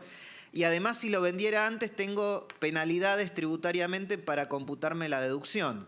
Si lo vendo el primer año después, me puedo computar solamente el 40% de ese mayor valor. Si lo vendo el segundo año después de ejercer la opción, el 70%, y recién el 100% me lo puedo computar a partir del tercer año. Con lo cual, al tener nuevas bases fiscales, esto que para nosotros era nuestro paso 2, se convierte en un subpaso, o si quieren, en un paso adicional al que hay que hacer, que es el paso 3, para comparar esto con las nuevas bases fiscales, volver a sacar los impuestos diferidos que surgen de comparar las distintas bases de uno y otro. Yo acá directamente creé un activo que es un activo por revalúo fiscal que no tiene base contable, pero sí tiene base fiscal para manejarlo de forma independiente. Tengo el pasivo por el impuesto especial que tengo que pagar, que es un pasivo de 13.100, ¿sí? Y entonces llego a la aplicación del modelo después de considerar el impuesto diferido. ¿Sí? Fácil. ¿Sí? Sencillito. Ahora, ¿qué pasa si el ente no revaluara contablemente, pero sí lo hiciera en términos tributarios? Bueno, el paso 1 y el paso 2 del procedimiento del RT39 sería el mismo, porque el 2 no existe, ¿sí? Entonces solamente me comparo con las bases fiscales, que es lo que surge de acá, y lo que me termina resultando es que en este esquema estos 70 de pasivo por impuesto diferido se mezclan con un activo por impuesto diferido, que es por dejar los activos a un costo histórico y tener una base deducible más alta a futuro, con lo cual el pasivo neto es de 45.780. ¿Sí? Ahora, ¿cuál es la particularidad? Que esto no está permitido por el proyecto 39. Nunca podría llegar a esa situación. Entonces, voy a hacer licencia de algo que a lo mejor no me corresponde y le voy a pedir perdón a la doctora Bueno y al resto de las autoridades aquí presentes de la Comisión de Auditoría. Pero ayer en la reunión, nosotros ya les contamos esta intimidad que los días anteriores a la reunión nos juntamos a preparar esto, es decir, somos alumnos aplicados, charlamos, nos ponemos de acuerdo en los temas que vamos a exponer. Y hablamos del tema del impacto que tendría sobre los informes de auditoría el hecho de que cada cosa salga como está propuesto. Es decir, que el proyecto de ley salga diciendo de que esto es una opción y que así lo recepten los organismos de control. Porque de hecho la ley dice que se instruye a los organismos de control a que acepten estados contables que contengan revalúos que cumplan con lo que prescribe la ley, con lo cual el organismo de control lo que hará es aceptarlo en términos de opción, no de obligación. Y supongamos por un momento, juguemos con el hecho de que salga en términos obligatorios por parte de la norma contable que resulte del proyecto 39. Si el ente optó por aplicar los dos revalúos o no aplicar el tributario y solo el contable, estaría en el mejor de los mundos. Porque la norma contable profesional que estoy aplicando es la o sea, el marco de preparación del ente es coincidente con la norma contable profesional. Con lo cual, en los términos del RT37 estoy habilitado para opinar en términos de presentación razonable. ¿Sí? Ahora, ¿qué pasa en cualquiera de los otros dos escenarios? Cuando yo no revalúo contablemente y revalúo en términos tributarios, o cuando no revalúo ninguno de los dos, porque el empresario me dice, a mí el órgano de control, que es el que me prescribe lo que tengo que hacer, me permite, no me obliga. Y yo no quiero correr con el costo de actualizar todo esto. Bueno, ahí el problema pasa para los que ejercen la profesión en su rol de auditores y de síndicos. ¿Por qué? Porque al ser el marco de preparación un marco que no es coincidente con las normas contables profesionales, el ente solo podrá opinar en términos de presentación razonable si en notas cuantifica esa diferencia. Con lo cual tendría que hacer todo esto al solo efecto de poner una nota y poder cumplir con el encargo de mi cliente de emitir un informe de auditoría. En realidad me debería rectificar, no tendría que hacer yo todo esto, tendría que decirle a mi cliente, te guste o no, vas a tener que hacer esa nota para que yo la pueda auditar y emitir un informe de auditoría. Con lo cual, el cliente podría tener una reacción bastante parecida a la que tiene cuando a alguno de ustedes les habrá querido trasladar los costos asociados con los procedimientos de lavado de dinero. Tengo a Jorge al lado, no quiero que se enoje. Pero, ¿qué pasa cuando uno le dice, mira, te tengo que aumentar los honorarios porque ahora tengo que aplicar más procedimientos para cumplir con ciertas cuestiones que me afectan a mí? Me afectan a mí porque la ley me inviste a mí en el rol de sujeto obligado o de un sujeto no obligado, pero que tengo que hacer procedimientos de lavado. ¿Qué me dice el cliente cuando le digo, mira, el ajuste del honorario es tanto? Claro, paga en efectivo y ahí le hago el ROS porque me pagó en efectivo, ¿no? Bueno, no, hace la cara que ustedes están haciendo ahora, digamos, se me mata de risa, por no decir otra cosa. Con lo cual, el tema es, ¿quién se terminará haciendo cargo del costo de preparar esta nota para poder afrontar el encargo de auditoría? Le traslado a los más entendidos en temas de auditoría.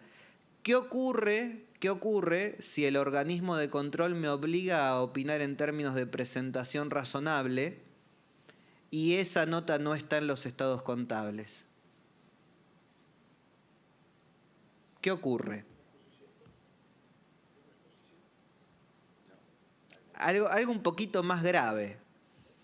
No podría aceptar el encargo. ¿Sí? Lo prevé específicamente el RT37. No podría aceptar el encargo. Esto en castellano antiguo quiere decir tengo que echar a mi cliente. ¿Sí? Ese sería lo que estamos diciendo. No creo que lleguemos a esos extremos. ¿Sí? No creo que lleguemos a esos extremos. Pero sepamos que está previsto por las normas que rigen el ejercicio de la auditoría. ¿Sí? Y está específicamente dicho. Y acuérdense que nosotros bailamos con un tema similar en Ciudad de Buenos Aires el año pasado, mientras rigió, en realidad en el 2015, mientras rigió la resolución 4 y 5 del 2015 del IGJ, donde se creaba un revalúo regulatorio que difería del revalúo previsto por la RT31, donde había que disfrazarse de mandrake para ver cómo eso terminaba afectando la opinión, dado que las normas de auditoría ya no son las que eran. Y entonces nosotros, cuando se emite una nueva norma contable o cuando se propone una nueva norma contable, no podemos dejar de preguntarnos qué consecuencia tiene eso en la forma en la que el auditor va a estar habilitado para opinar en términos de lo que el cliente necesita de cara al organismo de regulación, que es el que le exige el informe. Ustedes saben que los informes basados en cumplimiento tienen escasa o nula receptividad por parte de los organismos reguladores, con lo cual no creo que la Inspección General de Justicia me acepte un párrafo de opinión del tipo cumplen con las normas de la Inspección General de Justicia. No lo creo. Entonces, en un mundo en el cual la ley se apruebe como está y la norma contable profesional se apruebe como está, vamos a tener este problema en el ejercicio profesional de la auditoría y de la sindicatura también. Porque yo no podré decir de que está en contra de las normas legales aquel que no revalúa, pero por otro lado tendré que de algún modo explicar que hay una norma profesional que el ente no está aplicando,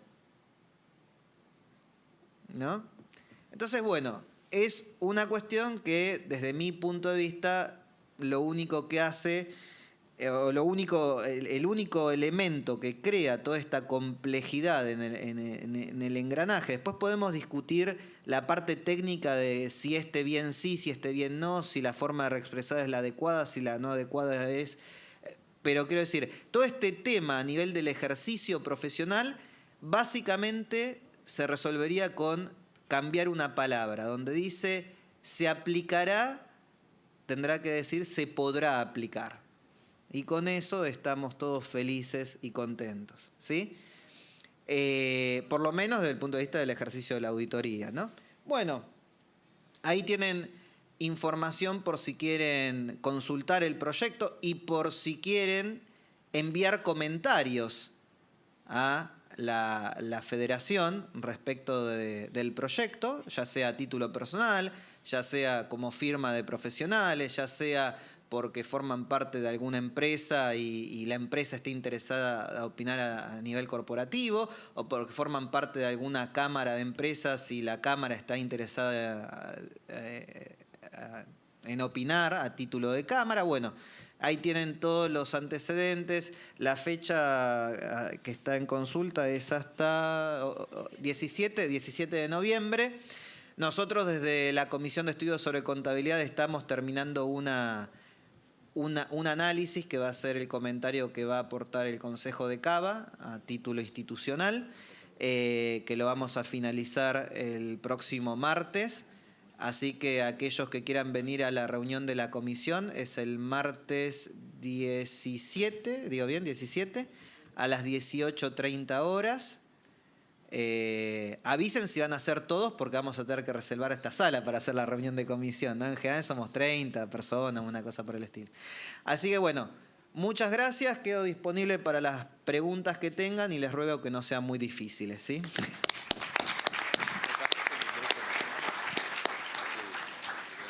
Bueno, para empezar el fuego arrancamos en orden de los expositores, así que Mónica comienza con las preguntas que le fueron dirigidas a ella. Bien,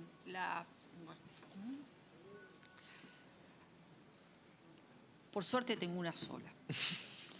¿Qué procedimientos podríamos efectuar en caso que no sean respondidos los pedidos de confirmación?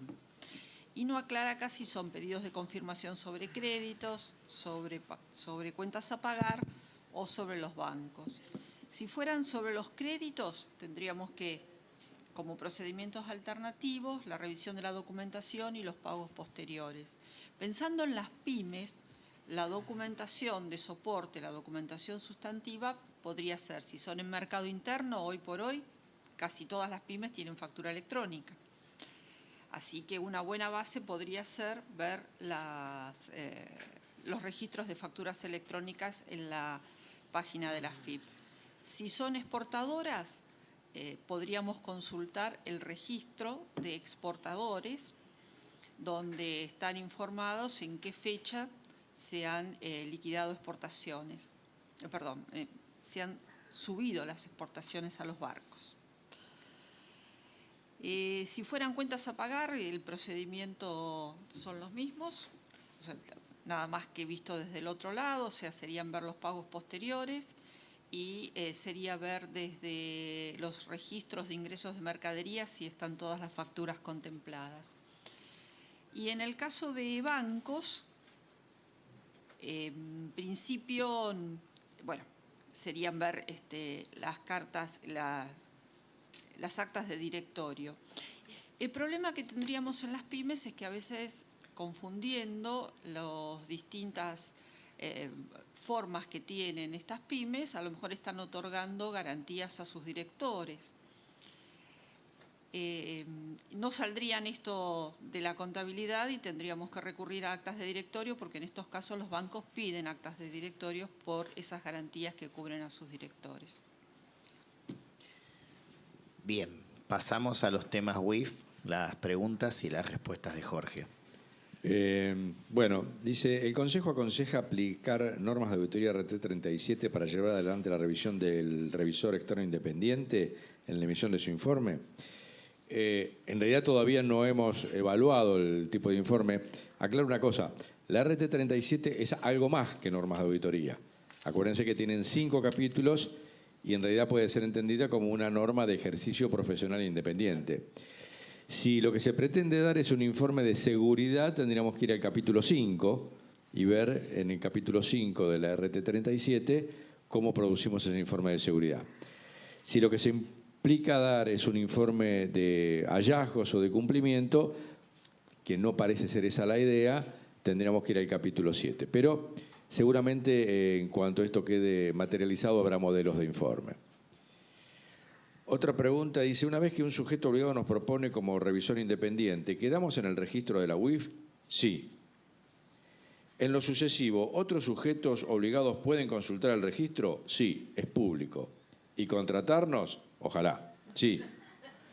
¿O estamos registrados solo para el sujeto que nos propone? No, es público. Lo que pasa es que lo que dice la norma es que el segundo tiene que verificar si los datos que le entregó el revisor independiente son coincidentes y no hay incompatibilidades desde la fecha en que entró por el otro cliente, ¿no? O sea, como si está actualizado o no.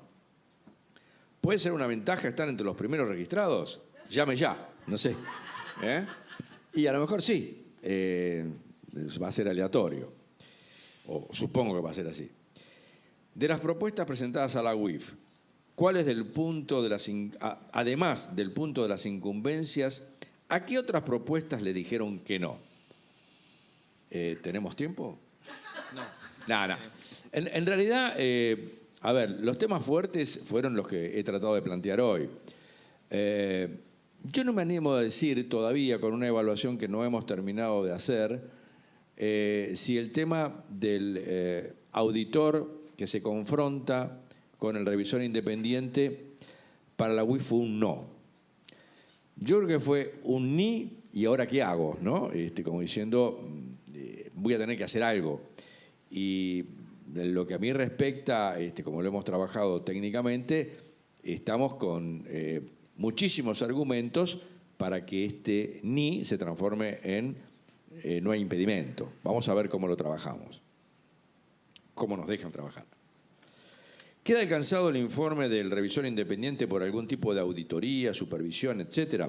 Bueno, sí. El primero que lo va a, yo diría, como cualquier informe de control interno, el primero que va a hacer una devolución a un borrador va a ser el cliente. Cuando uno le diga, no, falta tal cosa, el cliente va a decir, no, mire, acá está esto, está lo otro más. O sea, como cualquier informe de control interno, yo lo que sugiero es que primero haya un draft a discutir con el cliente, porque esto no es un ROS, no es que debo decirle esto está mal y lo reporto silenciosamente. Es un trabajo de una cuasi consultoría obligatoria. O sea, yo tengo que opinar acerca de determinado sistema, pero tengo que darle a mi cliente me hace la devolución, si no lo logra zanjar y está de acuerdo, que es lo que uno esperaría en los plazos de implementación, solución y demás, ese informe va a la UIF. Y ahí sí la UIF lo revisa y, como les dije antes, la UIF puede excluirnos del registro. Acuérdense que los entes de control no nos pueden castigar desde el punto de vista de la matrícula. Lo que sí puede hacer el ente de control es avisar al Consejo que algo hicimos mal.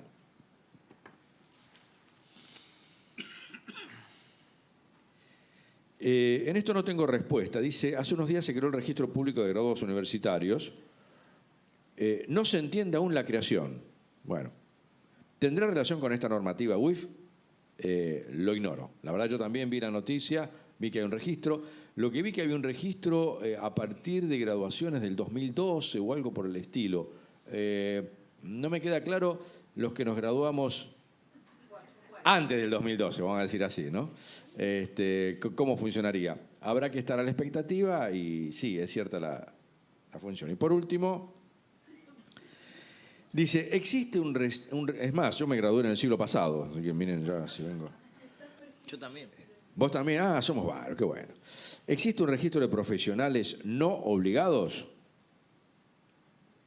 No, tampoco sé cuál sería, no sé el sentido de la pregunta, si alguien la quiere aclarar.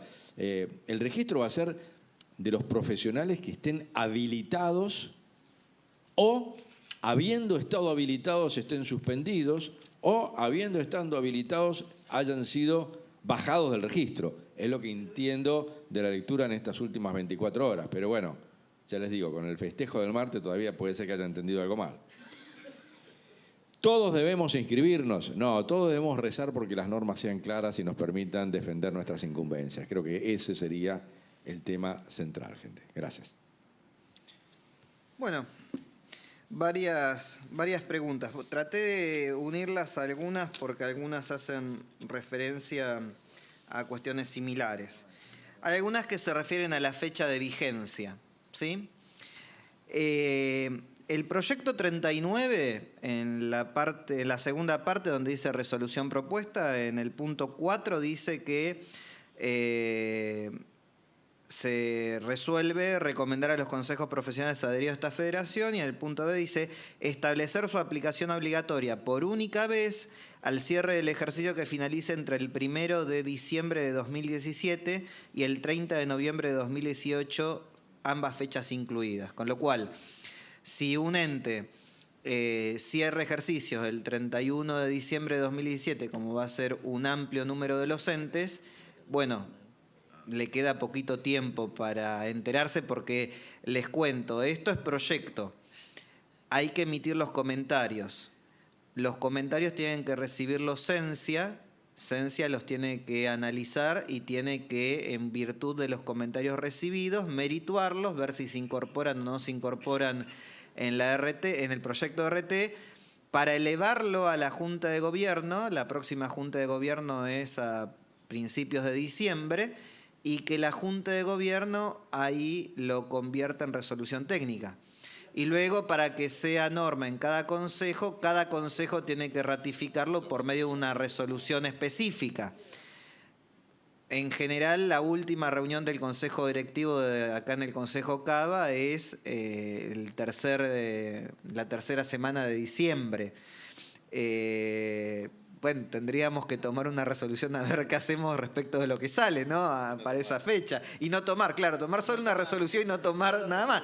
Pero vieron que siempre en las reuniones de fin de año un brindis hay que hacer y esas cosas, con lo cual, digamos que con los tiempos estamos un poquito jugados, ¿no? Estamos un poco jugados para hacer estas cosas. Y saben que en general lo urgente sale más caro que lo que se hace con tiempo. Y la impositiva en realidad lo que prevé es para los primeros cierres fiscales posteriores a la aprobación de la ley.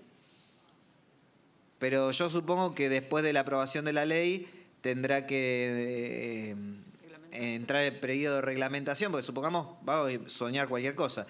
La ley se aprueba la primera semana de diciembre. Yo cierro estados contables, mi primer cierre fiscal es 31 de diciembre. Y toda la reglamentación por parte del Poder Ejecutivo y lo que deba aclarar la AFIP lo hace recién durante el mes de enero. Y como que estoy un poco jugado para decir lo voy a aplicar el 31 de diciembre. No sabemos después si finalmente eso va a ser observado, porque recuerden que es un proyecto de ley. Pero lo que sí podría ocurrir es que termine esto siendo, llamémosle, aplicado en fechas distintas entre federación y ley impositiva. Porque si esto se aprueba como RT en diciembre, tal como está, y se ratifica por los consejos a los 5 minutos para ser rápidos, al 31 de diciembre el gran porcentaje de los entes que cierra esa fecha va a tener que reevaluar. Si la norma, esta reevaluación, el Congreso no la aprueba ahora, entra el receso del Congreso y se aprueba recién en marzo, el primer cierre posterior a la aprobación de la norma va a ser el cierre operado el 31 de diciembre del 2018. Con lo cual voy a tener periodos distintos en los cuales voy a tener que aplicar un criterio y el otro, ¿sí? Después, hay una pregunta que es un poquito más filosófica, si se quiere.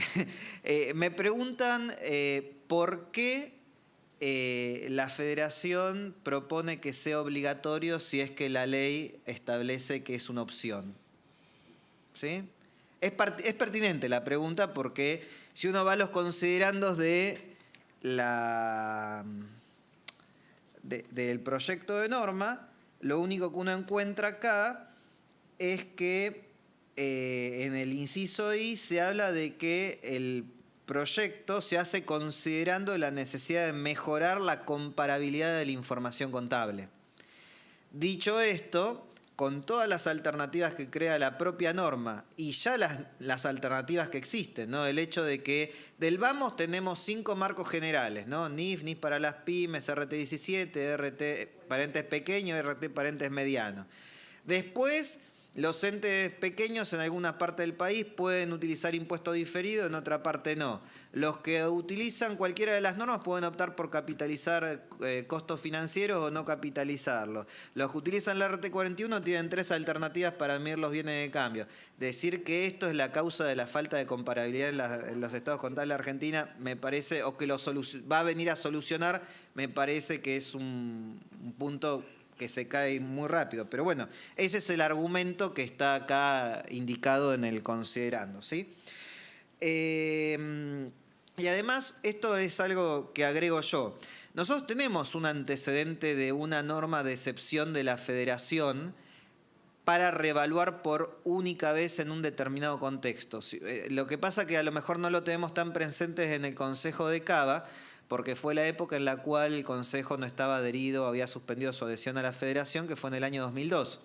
Había una norma, que era la 241 del año 2002, que lo que había advertido era que en ese contexto había que reexpresar por inflación los estados contables, fue la reapertura esa 2002-2003 que ocurrió muy breve, pero que la devaluación le había ganado a la inflación, ¿sí? Porque uno tenía que multiplicar por un índice que era 1.9 y pico, y la devaluación había ido de 1 a 3. Con lo cual, las empresas que estaban endeudadas en dólares tenían un problema porque sus pasivos financieros se incrementaban en 3 y obviamente la parte asociada a la discriminación entre lo que es RECPAM y lo que es costo financiero dentro de los estados contables no terminaba de compensar y eso a muchas empresas les generaba un problema serio de patrimonio. En su momento, a nivel de Ciudad de Buenos Aires, lo que se definió, ahora no me acuerdo el número de resolución, fue activar esas diferencias de cambio, ¿sí? Pero la Federación había definido que para los activos de largo plazo, que eran los bienes de uso, medidos al costo reexpresado en este caso, que eran los bienes de uso y otros activos de naturaleza similar, los entes podían optar por reevaluarlos excepcionalmente por única vez. Entonces también en algún momento alguien me preguntó si en el pasado, ante una situación de excepción por un desfase entre el costo o costo reexpresado, que efectos de unidad de medida es lo mismo hablar de costo o costo reexpresado, y el valor de mercado, la Federación entendía que era opcional reevaluar porque ahora cambia de criterio y va por una obligación. Bueno, tampoco tengo respuesta para eso, ¿sí? Pero el antecedente inmediato, que las 241 del año 2002, es que era una opción, no era una obligación. Después me hacen una pregunta sobre si las acciones con cotización deben remedirse. En realidad, en principio sí, pero como ya por criterio regular tienen que estar a BNR, no voy a tener que, o sea, aplicar el proyecto, la norma que salga del proyecto 39 me va a dar el mismo importe que tengo en el estado del paso 1, por así decirlo, ¿sí? Pero sí, es un activo más que está alcanzado. Claro, impositivamente va a tener un problema ahí. A ver, acá hay varias preguntas. Dice, si existe la posibilidad de que cuando yo contabilizo las diferencias, ¿no? Esta diferencia que surge por aplicar la remedición que va directamente al patrimonio, si puedo distinguir entre las que surgen de aplicar el procedimiento preferido o preferible y el otro procedimiento, el alternativo. La realidad es que no lo prevé el proyecto. Ahora, hay un criterio de síntesis y flexibilidad en las normas de exposición de la RT8 que, si uno creyese que eso mejora la calidad de la información, podría hacerlo. Ese es un punto de vista que pido que no lo tengan en cuenta como opinión vinculante. ¿Sí? Estoy pensando ahora en voz alta junto con ustedes porque no me había hecho nunca esa pregunta. ¿Sí? La segunda pregunta de esta misma consulta dice: si no opina que las mismas objeciones sobre la disparidad de la naturaleza opcional del proyecto de ley y obligatorio del proyecto contable podrían generarse ante remediaciones impositivas y no contables si la norma fuera opcional. A ver, el tema, acá hay dos cosas a discutir, ¿no? La parte de la opcionalidad de la norma contable frente a la opcionalidad de la norma legal frente a la obligatoriedad de la norma contable, ¿sí? Eso lo que genera es un conflicto a nivel de en qué caso yo voy a poder opinar como profesional auditor de estados financieros en términos de presentación razonable. ¿Sí? Es un problema para el que ejerce la auditoría y en última instancia es un problema de costos para la empresa que tiene que asumir esta obligatoriedad que estaría creando si se aprueba el proyecto de RT como está previsto. Ahora, desde luego, aunque el proyecto saliera opcional, el proyecto de RT, se van a crear disparidades. De hecho, uno de los ejemplos marca que si un ente elige no revaluar desde el punto de vista contable y elige revaluar desde el punto de vista tributario, se generan disparidades, pero se generan las mismas disparidades que hoy se generan por el hecho de que las bases contables de cualquier activo o de cualquier pasivo puedan diferir respecto de sus bases fiscales. Con lo cual, eso se resuelve aplicando el método del impuesto diferido. ¿Sí? No es que lo generaría la opcionalidad o no opcionalidad de una u otra. Lo que lo genera es el hecho de tener que aplicar el método del impuesto diferido aún no existiendo la ley de revalúo tributario y aún no existiendo la norma que pueda resultar del proyecto 39. ¿Sí? Con lo cual, eso terminaría generando... el impuesto diferido es el culpable en este caso. ¿Sí? Y me preguntan si el objetivo no era alinear ambos proyectos. En principio, mi punto de vista es que hubiera sido lo deseable. Ahora, nunca estaba planteado como un objetivo que los dos proyectos estén alineados, ¿sí? Porque los dos proyectos tienen propósitos distintos. Unos están asociados a la información presentada en los estados contables de cara a terceros que emplean esa información, y el otro tiene que ver con una decisión de carácter financiera / tributaria. ¿Sí? Son dos aristas distintas vinculadas con la información del ente. Si es deseable que estén alineados, yo creo que en todo lo que puedan existir compatibilidades, lo mejor sería que las existan. Pero no está planteado como un objetivo. Si uno lee los considerandos del proyecto de RT, en ningún momento dice que el proyecto se emitió para alinearse con el proyecto enviado por el Poder Ejecutivo Nacional al Congreso de la Nación, con lo cual ahí hay que dar la derecha al proyecto, no es un objetivo planteado. Acá me dicen: el proyecto 39 deja fuera de vigencia lo previsto por las normas contables profesionales para la aplicación del ajuste por inflación. No, la respuesta es no, sigue estando vigente la sección 3.1 de la RT17 y la sección 2.6 de la RT41, con una salvedad. El proyecto lo que sí hace es modificar el alcance de la interpretación 8. Porque la interpretación 8, si uno va al alcance, dice que es de aplicación exclusiva para los entes que utilicen la RT17 y parecería que no está pensada para que la utilicen entes que aplican la RT41.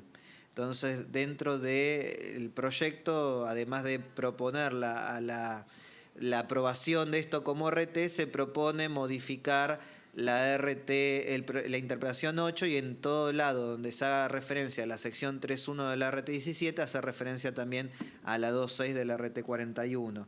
Y también hay alguna modificación, no, ninguna más, es esa.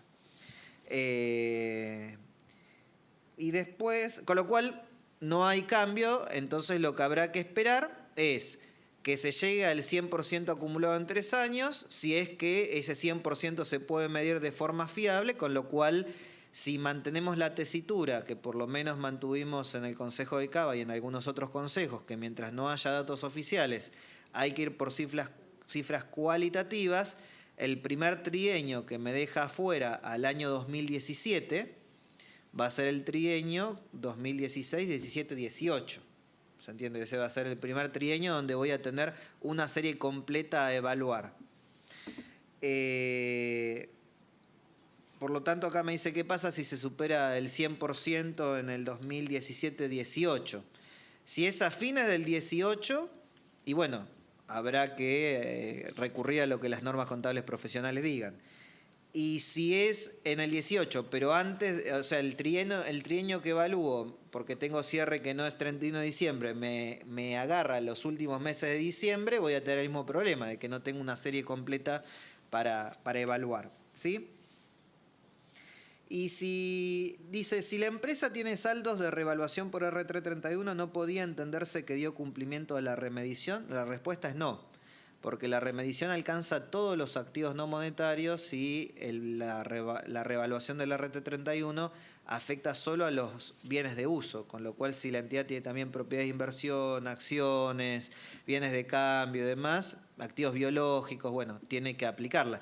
El tema es que muchos de esos activos probablemente ya estén a un valor de mercado, los activos biológicos ya van a estar a un valor de mercado, las propiedades de inversión si aplicada a modelo de BNR también estarán a un valor de mercado, ¿sí? Entonces habrá que poner el énfasis en aquellos activos que no tengan un valor de mercado. Esta pregunta no la llegué a entender bien. Dice, cuando un ente aplica el RT17 con RT31, que es la única forma en la que la puede aplicar, ¿no? Porque la 31 está dentro de la 17 ahora. Y o BNR, entiendo que se referirá a modelo de revaluación para bienes de uso, BNR para propiedades de inversión. Dice, ¿puede mutar? No sé qué quiere decir con esto.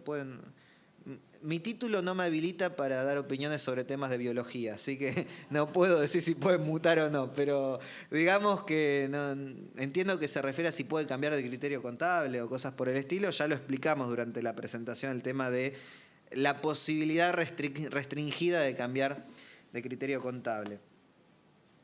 Creo que acá hay otras, perdón. Son malos, todas las preguntas me las mandan a mí.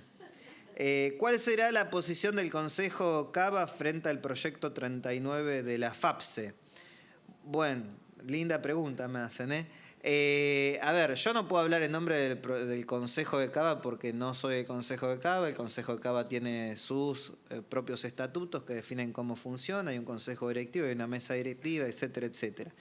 Lo que va a sugerir la Comisión de Estudios sobre Contabilidad, por lo menos en la parte que se refiere a la parte de si debería ser obligatorio o opcional, esto ya fue aprobado en el plenario pasado de la reunión de la comisión, es proponer que se establezca como opcional y no como obligatorio, ¿sí? Pero no quiero que esto comprometa lo que después termine siendo la decisión del Consejo institucionalmente. Esto es lo que opina una comisión académica del Consejo, no es la definición que va a tomar el Consejo. Lo que sí el Consejo ya fue claro en el sentido de que, y esto lo dejó en claro frente a la Federación, que su voluntad es de respetar el Acuerdo de Tucumán con todo lo que el Acuerdo de Tucumán incorpora. Es decir, que si alguna norma contable implicara o fuese no fuese practicable su aplicación en una determinada jurisdicción, la no aplicación de forma tal como la emite la Federación en esa jurisdicción no violentaría el Acuerdo de Tucumán, ¿sí? Con lo cual, si llegado el caso, la IGJ lo establece como opcional y la RT39 sale como obligatorio, y bueno, habrá que merituar si primero hay consensos entre las partes que definen estas cuestiones en que en Cava sea opcional, y por otro lado ver hasta qué punto esto termina siendo algo que alivie a la matrícula. Aclaro lo siguiente, si es una opción y alguien encuentra que hay necesidad de aplicarlo, lo va a aplicar. Y si es una opción y alguien dice, yo solamente utilizo los estados contables con propósitos tributarios y esto me crea un costo de cumplimiento que no tiene ningún tipo de proporción con el uso que le doy a los estados contables, irá por el camino de utilizar el criterio de costo o esfuerzo desproporcionado en su razonamiento y de no aplicarlo, con lo cual no está pensado de que el ente no lo aplique, sino ya hay un antecedente. La RT41, ¿para qué se emitió? Para reconocer de que no todos los entes utilizan la información contable en un mismo sentido y que en algunos casos algunos procedimientos prescriptos por las normas contables en algunos contextos terminan siendo excesivos en términos de costo de cumplimiento. Bueno, si la profesión ya reconoció eso por medio de la RT41, creemos que esto se inscribiría en esa inteligencia de entender que hay distintos destinos y realidades en los cuales la información contable se utiliza para propósitos diferentes. Jorge. Bueno, es difícil hacerlo casar a Hernán, ¿eh? Oh. Yo me la voy a jugar porque tengo unos años más que él y les puedo garantizar, asegurar y afirmar que la opinión del Consejo Cava va a ser en un 100% coincidente con la opinión del Consejo Cava. Definitivamente. Bueno, la última quedó acá para que no veas que eran todas para vos también. No, Yo tengo alguna. perfecto. Párrafo de lavado de activos en el informe de auditoría versus revisión independiente. De acuerdo a lo mencionado en la resolución de la UIF, el auditor puede optar por no incluir en el párrafo mencionado para realizar la tarea de rey. No. Lo que dice la norma es que en los casos en los cuales el auditor externo tenga que actuar como sujeto obligado y haya un revisor externo, no tendrá que incluir en su informe el párrafo como que hizo las tareas. Lo que yo infiero con esto es que queda exceptuado el auditor externo, cuando hay un revisor externo, de hacer los trabajos de prevención de lavado que lo obliga hoy la 65. Pero como la 65 va a mutar, viste que podemos ser biólogos, Sí. va a mutar, va a cambiar, va a ser derogada y va a ser otra, vamos a tener que estar a la espera de. Acá si bien tenemos una norma, funciona de esa manera. Y la otra es, ¿qué sucede con la obligatoriedad que surge de la misma UIF de los procedimientos sobre sujetos obligados? Bueno, es casi complemento de lo que acabo de decir. O sea, si nos exime de determinadas tareas, la misma UIF nos está diciendo no tengan en cuenta la 65 si hay un revisor externo independiente. Creo que antes de que esto llegue a tener que ser aplicado 1 de enero, va a haber alguna noticia de la UIF más clarificadora o clarificadora de este tema. Gracias. Bueno, les Bueno, agradecemos. Fer, una última que me quedó pendiente nada más. Me preguntaban, esto es muy rápido, ¿cuál es el párrafo mencionado sobre la RT 37 en que en la exposición por la cual el auditor no podría opinar? No dije que no podría opinar, dije que no podría opinar en términos de presentación razonable y si se lo exigiera y no estuviera en la nota tendría la penalidad de rechazar el encargo. Eso tienen que referirse a la sección 3 del RT37, acá en tiempo real. Mónica me pasó la norma porque no me la acuerdo de memoria esta. El 3 números romanos van al punto 2.2 en adelante. Es del 2.2, 2.2.1, 2.2.2, 2.2.2.1, 2.2.2, 2, 2.2.2.3, así hasta que llegue al punto...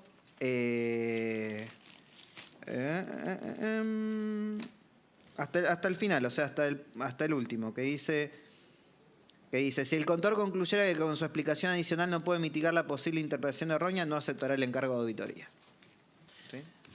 Bueno, les agradecemos mucho y los esperamos el 28 de noviembre ya con Silvia otra vez coordinando el evento. Gracias, hasta luego. Muy bien. Finiquitados Hemos...